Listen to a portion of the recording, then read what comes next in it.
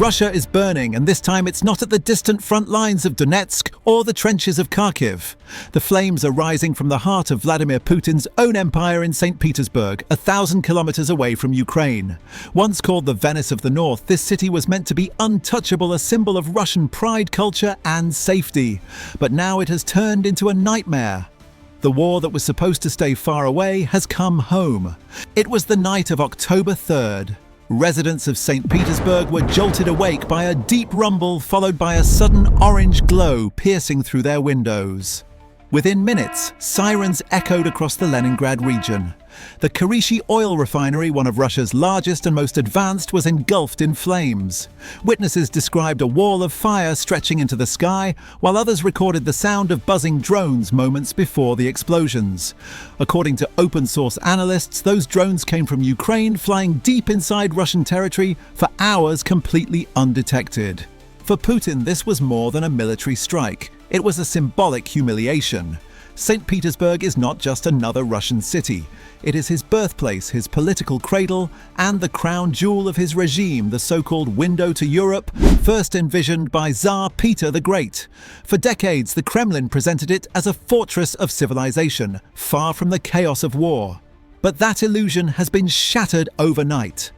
The flames consuming Kirishi mark the moment when the war finally crossed Russia's psychological border. The front line is no longer in Ukraine, it's in Putin's own backyard. According to Ukrainian intelligence sources, the operation was carried out jointly by the GUR and SBU, meticulously planned for months. The Kirishi complex, located southeast of St. Petersburg, plays a vital role in Russia's economy. It refines more than 20 million tons of crude oil every year, producing diesel aviation fuel and gasoline that power both the civilian and military sectors. By striking it, Ukraine wasn't just destroying infrastructure, it was cutting one of the key arteries that feed the Kremlin's war machine. Billions of rubles in daily revenue went up in smoke within hours. And this was no random success. It was a coordinated message, one that says, we can reach anywhere. Ukraine's domestically produced long-range kamikaze drones have rewritten the rules of this war. Flying low, hugging the terrain and avoiding radar, they slipped past Russia's billion-dollar S-400 air defense systems with surgical precision. Videos from that night show multiple explosions rippling through the facility as secondary fires spread uncontrollably. Russian emergency crews tried to contain the inferno, but as they rushed to the site, a second wave of drones arrived, striking the same targets again, ensuring no repairs could be made. By dawn, satellite images confirmed what the Kremlin desperately tried to hide: the Kirishi refinery was crippled. Yet on state television, officials called it a small fire.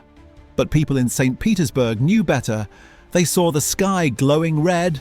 They smelled the smoke. They felt the tremors beneath their feet. Panic spread across the city. If Putin couldn't protect his own hometown, then where in Russia was safe? For millions of Russians, that night marked a turning point.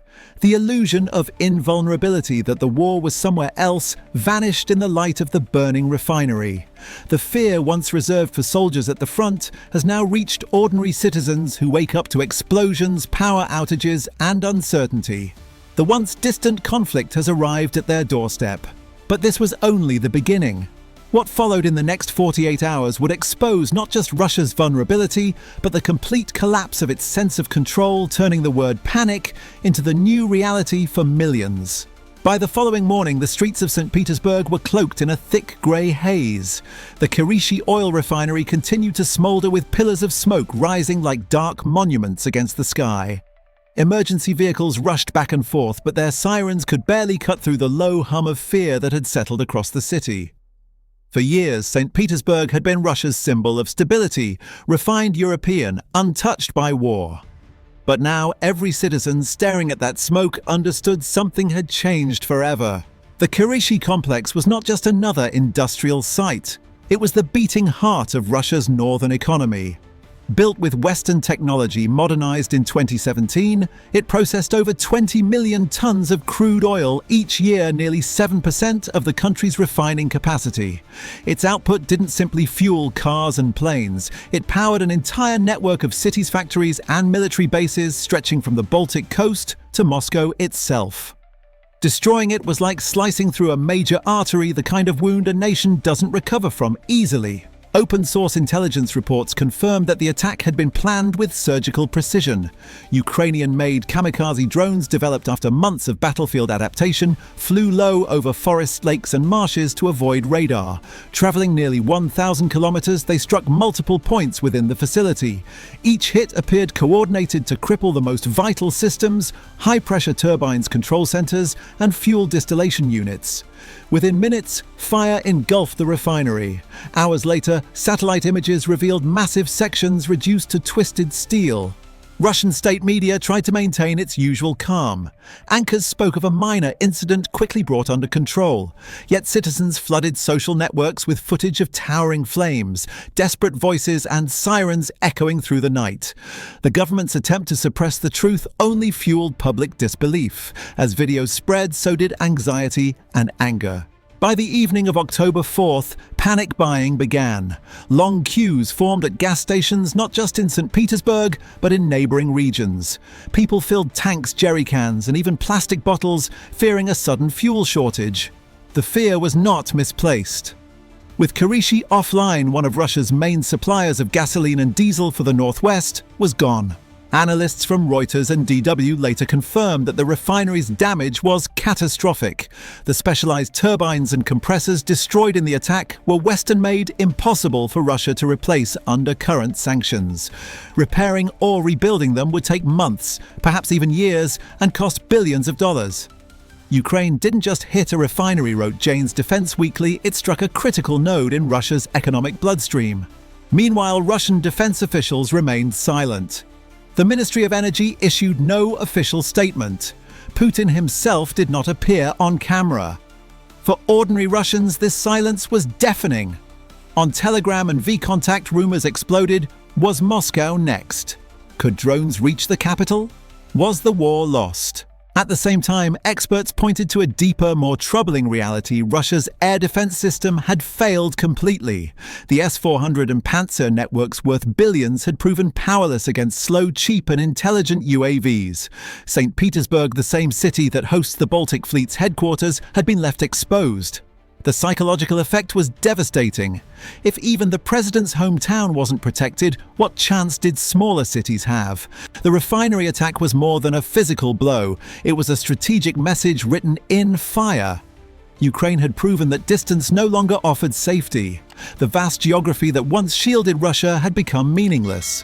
The war was now everywhere.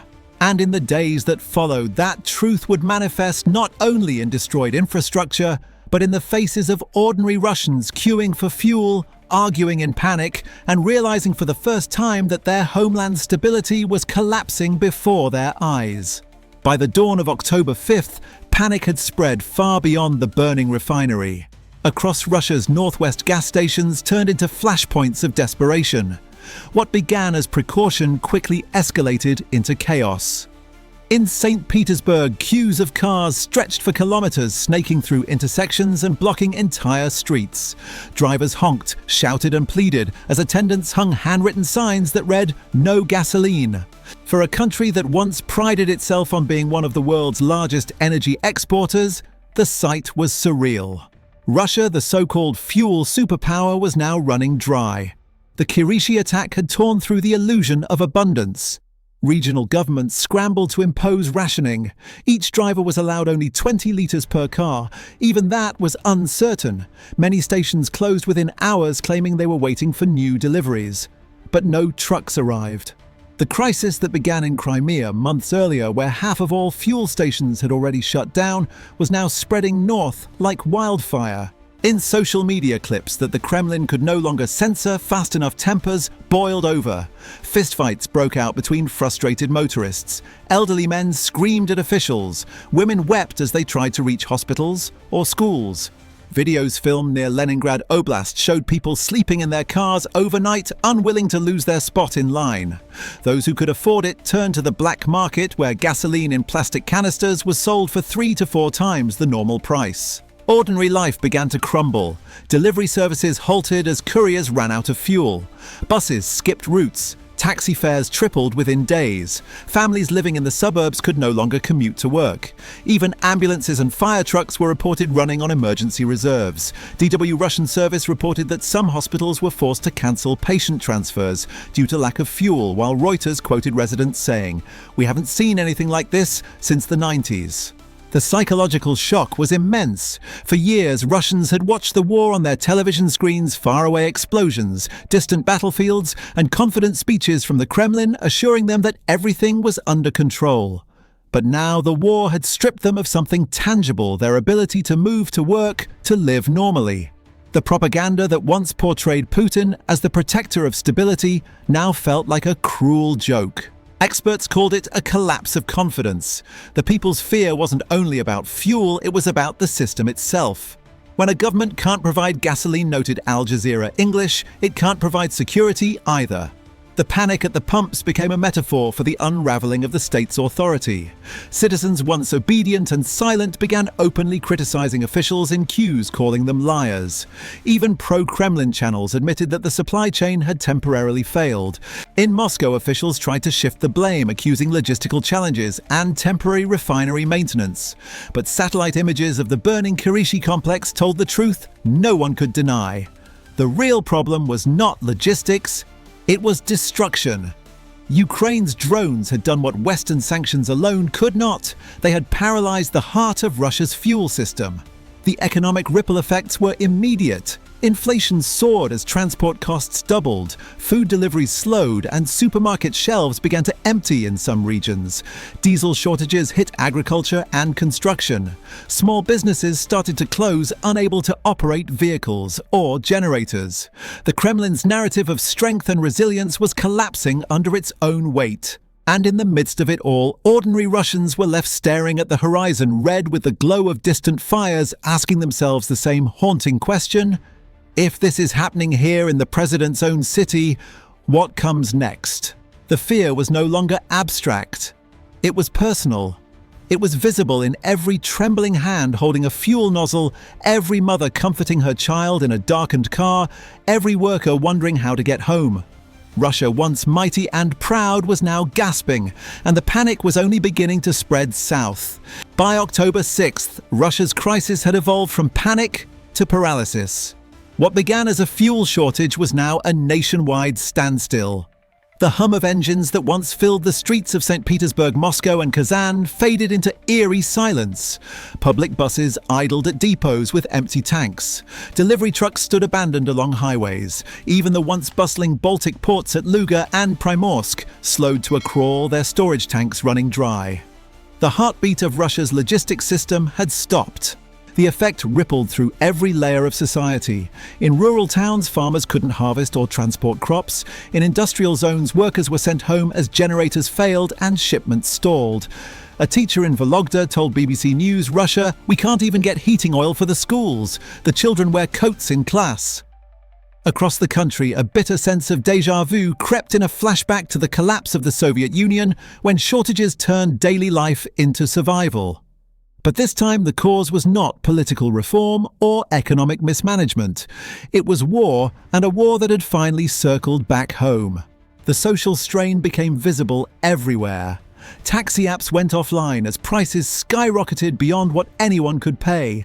Ambulance drivers reported rationing fuel between calls. Fire brigades couldn't respond in time. A series of house fires in Leningrad Oblast went unextinguished for hours because emergency trucks had no diesel. One resident said on camera, "It's not the bombs that will kill us, it's the waiting." In major cities, public anger was growing. Crowds surrounded regional government offices demanding answers. The phrase "Where is our gasoline?" trended across Telegram, echoing like a national protest chant. The Kremlin's usual tactics, censorship, propaganda, and silence could no longer contain the panic. Even loyalist media began to fracture. "This is not a temporary disruption," wrote a commentator on Izvestia before the article was quickly deleted. "This is a systemic failure." At the core of that failure was Kirishi. According to Defense News, the refinery's destruction had triggered a domino effect across the entire energy network. Refineries in Ryazan-Omsk and Novorossiysk had to divert supplies to compensate overloading pipelines that were never designed for such pressure. Crude oil shipments were redirected south toward the Black Sea, creating bottlenecks that stranded millions of barrels in transit. Russia's vast geography, once its strategic shield, had turned into a logistical trap. The military was not immune. Reports from Jane's Defense Weekly indicated that diesel deliveries to the Western Front had dropped sharply. Tanks and armoured vehicles already suffering mechanical failures were being grounded. Field commanders were ordered to conserve movement, a phrase that meant one thing: fewer offensives, fewer reinforcements, fewer chances of victory.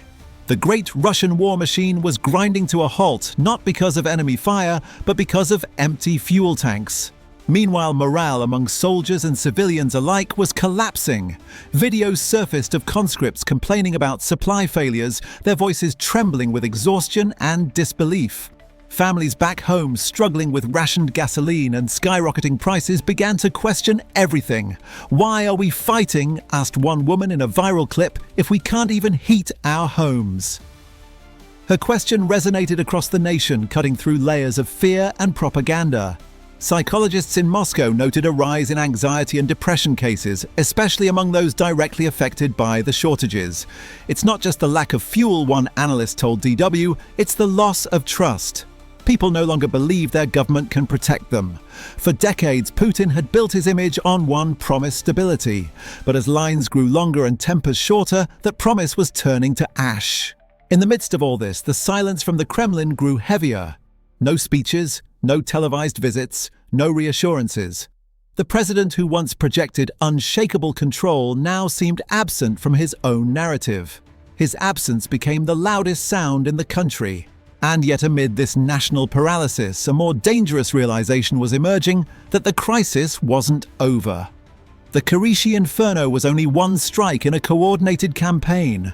Ukrainian drones had already been spotted deeper inside Russian territory, and whispers spread that more refineries, more pipelines and even power plants were next. As Russians lined up for hours in the cold, clutching empty gas cans, a new question haunted every conversation. If the fuel has run out, what else will stop next? Electricity, heat, or hope itself? By the second week of October, the narrative that the Kremlin had spent 2 decades constructing the image of a strong, stable and invincible Russia was unraveling. The shock from the Kirishi refinery strike had spread far beyond the Leningrad region. From Murmansk in the north to Belgorod in the south, the same scenes repeated: endless queues at fuel stations, angry voices and faces marked by disbelief. Russia's safe homeland myth was collapsing before its people's eyes. In St. Petersburg, panic had given way to despair. Public transport schedules were erratic. Food deliveries were delayed. Factories reduced shifts or shut down completely due to a lack of diesel for machinery. The city once called the window to Europe was now cut off its ports, paralyzed its sky occasionally lit by drone alarms. The irony was unbearable. The same region built by Peter the Great to connect Russia to the West was now burning because of a war meant to separate them. As Reuters and BBC reported, Kirishi's loss alone had erased nearly 1/10 of Russia's high-quality diesel production capacity. The facility's destroyed turbines imported from Siemens and Honeywell were irreplaceable under Western sanctions. Engineers who tried to improvise repairs admitted anonymously that restarting production would take at least 6 months, possibly a year. But even that estimate sounded optimistic. Without those specialized components, Kirishi might never operate again. The Kremlin's silence became unbearable. State television aired travel shows and cooking programs, while social media showed images of real fires, real chaos. In one viral post from vKontakte, a St. Petersburg resident wrote, "We used to look at Ukraine on the news and think how lucky we were that the war was far away. Now when I look out my window, I see smoke." That post was deleted within an hour, but screenshots continued to spread. Inside Russia's elite circles, anxiety was mounting. The oligarchs who once financed the regime began quietly moving assets abroad. Analysts from The Guardian reported that private jets were departing daily from Moscow airports toward Dubai and Yerevan. They were not just carrying money, they were carrying fear. The illusion of security had vanished even for the powerful. Meanwhile, inside Russia's military, the consequences were immediate and brutal. Fuel shortages forced the army to ration operations. At frontline positions in eastern Ukraine, soldiers reported that tanks were being parked indefinitely to conserve diesel. Convoys were cut in half. Artillery shipments slowed. Without fuel, wrote Defense News, Russia's army becomes static, a target rather than a threat. On social networks, Russian soldiers' relatives began voicing their anger. Mothers demanded answers about why their sons were starving or freezing, while the government insisted everything was under control. Telegram channels filled with despairing voice messages from soldiers complaining that supply trucks hadn't arrived for days. For the first time, the war's chaos was echoing back from the front to the home front in a feedback loop of panic. In psychological terms, this was a breaking point. Putin's unspoken contract with his people, "You stay silent, and I'll keep your life stable," had been broken. The nightly news could no longer hide the truth. The same citizens who once applauded military parades now whispered about the government's lies. "If Putin can't protect his own city," said a shopkeeper interviewed by DW, "how can he protect the country?" At the same time, Ukraine's strategy became clearer than ever. By hitting deep within Russia's heart, it wasn't just targeting fuel supplies, it was dismantling the foundations of the Kremlin's control. The Kirishi strike had triggered two simultaneous reactions: economic collapse and social panic. Every drone that buzzed across the night sky sent a new wave of fear rippling through Russian neighborhoods. People started covering their windows with tape, preparing emergency kits, and checking flight radar apps to track incoming threats. The Russian propaganda machine tried to redirect attention by claiming foreign mercenaries and NATO satellites had guided the drones. But that narrative only deepened the public's anxiety. If NATO's reach extended into St. Petersburg, what hope did the rest of the country have? For decades, Russians had believed in the protective power of distance, that their vast geography was an impenetrable shield. But now that belief had turned into a curse. "Distance no longer protects," wrote Jane's Defense Weekly. "Every refinery, every depot, every port is now a potential target." The fear was contagious. Cities that had never heard a siren before now jumped at every loud noise. And while officials scrambled to contain the chaos, a deeper question began haunting the minds of ordinary Russians. If the state can't protect its people, then who will? That question, whispered in queues, in kitchens, in offices, was more dangerous than any drone. It was the sound of a population waking up from a 20-year illusion. By mid-October, the shock of the Kirishi disaster had evolved into something darker, a national awakening built on fear. For the first time since the Soviet collapse, millions of Russians felt vulnerable in their own homes. The steady rhythm of daily life had been replaced by a constant sense of dread. Every rumble in the sky sounded like another drone. Every flicker of light in the distance could be an explosion. The war, once an abstract headline, had become a presence in every street, every conversation, every heart. The Kremlin's propaganda machine was cracking. Officials kept repeating that the situation is under control, yet reality was visible through the smoke. Across St. Petersburg, the night sky glowed red where the refinery once stood. Satellite images confirmed what state television could not deny: the facility was destroyed beyond repair. Even worse, follow-up attacks hit nearby logistics depots and rail junctions. Ukraine had not just crossed the border, it had rewritten the geography of the war. Economically, the blow was staggering. Russia's daily fuel exports through the Baltic ports fell by almost half. Tanker traffic to India and China dropped sharply, cutting billions in hard currency revenue. The ruble tumbled again, erasing months of artificial stabilization. Inflation surged, pushing food prices to new highs. As Reuters and Al Jazeera noted, the war's financial engine was stalling. "Ukraine is not fighting for territory anymore," wrote Defense News. "It's fighting for economic dominance, and it's winning." Inside Russia, the social atmosphere was suffocating. Shortages of gasoline turned into shortages of heating oil. As autumn temperatures dropped, many families faced cold apartments. Municipal authorities urged citizens to reduce consumption and show patience, but patience was running out. The black market boomed. A single canister of gasoline could cost the equivalent of an average week's salary. Violence at fuel stations became common. Police patrols themselves, short on fuel, struggled to restore order. In Moscow, panic was quieter but deeper. The elites whispered about contingency plans. Private security companies doubled their contracts. Some businessmen quietly moved their families abroad. Even among loyal officials, the unspoken question spread: if the war can reach St. Petersburg, what city is next?